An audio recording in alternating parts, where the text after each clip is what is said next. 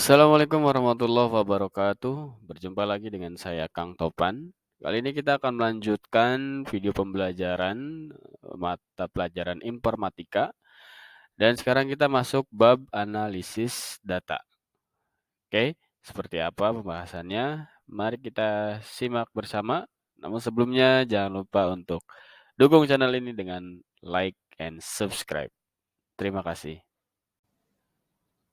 Tujuan pembelajaran kita pada kesempatan hari ini yaitu pertama mengenal lingkungan pengembangan dari alat bantu untuk melakukan analisa data secara online, menggunakan alat bantu untuk menulis, menjalankan dan mengembangkan program, mengenal bahasa dari alat bantu untuk melakukan analisis data secara online, serta menggunakan alat bantu untuk melakukan pengolahan data secara sederhana. Atau nanti ringkasnya, kita akan belajar mengolah data, menulis data menggunakan bahasa pemrograman Python di platform Google Colab. Oke. Dan profil pelajaran Pancasila yang diharapkan dari pembelajaran ini, yang pertama gotong royong, mandiri, bernalar kritis, serta kreatif.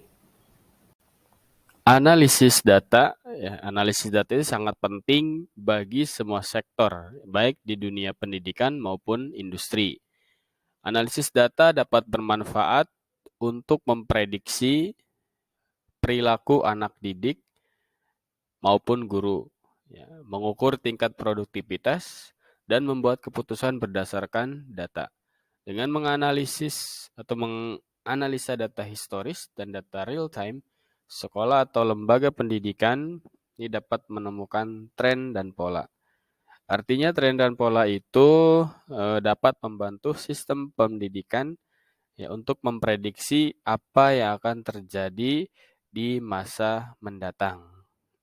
Selain itu, analisis data juga dapat membantu sistem pendidikan untuk meningkatkan produktivitas tim dan meningkatkan kecerdasan anak didik. Pengenalan data dan analisis data. Menurut Webster New World Dictionary, data adalah things, know, or assessment. Sorry bahasa Inggris saya. Atau sesuatu yang sudah diketahui atau dianggap. Maksud dari sudah diketahui artinya adalah sudah terjadi dan menjadi fakta atau bukti. Nah, data juga dapat memberikan gambaran tentang suatu keadaan atau persoalan. Data juga dapat didefinisikan sebagai sekumpulan informasi atau nilai yang diperoleh dari pengamatan atau observasi suatu objek.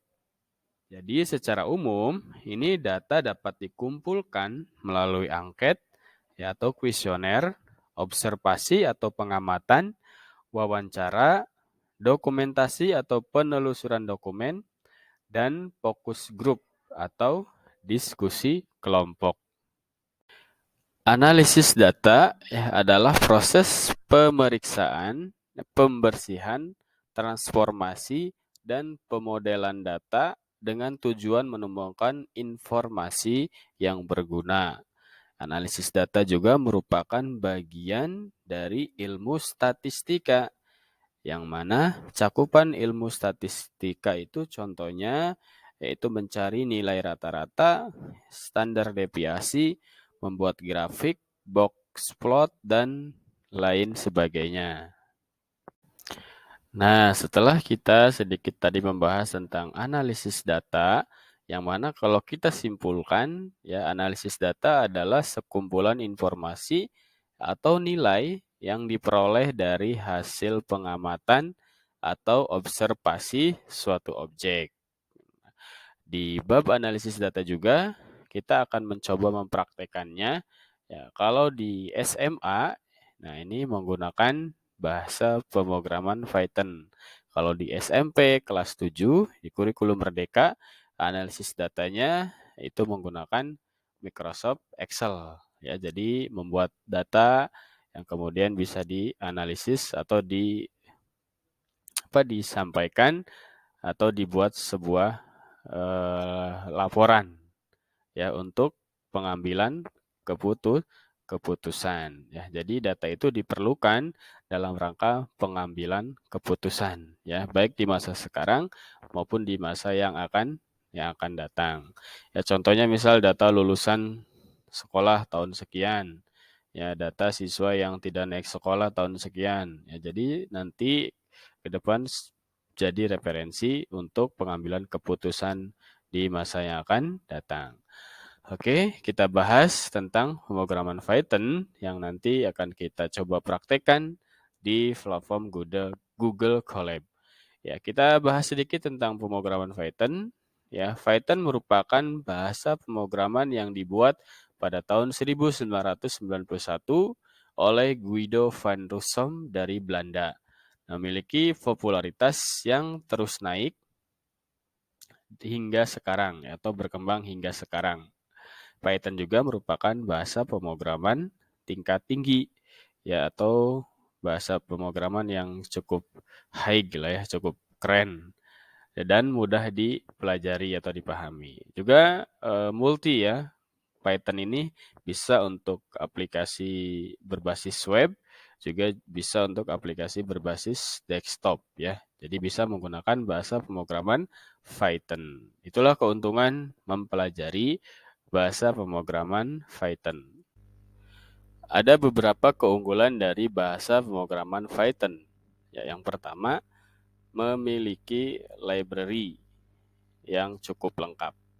Ya, jadi library adalah paket-paket yang berisi sekumpulan fungsi untuk melakukan tugas tertentu. Yang kedua, Python bersifat open source. Ya, bahasa pemrograman Python juga berguna dalam pengembangan perangkat lunak, pengembangan web dari sisi server, matematika, data science, machine learning, dan kecerdasan buatan atau artificial intelligence.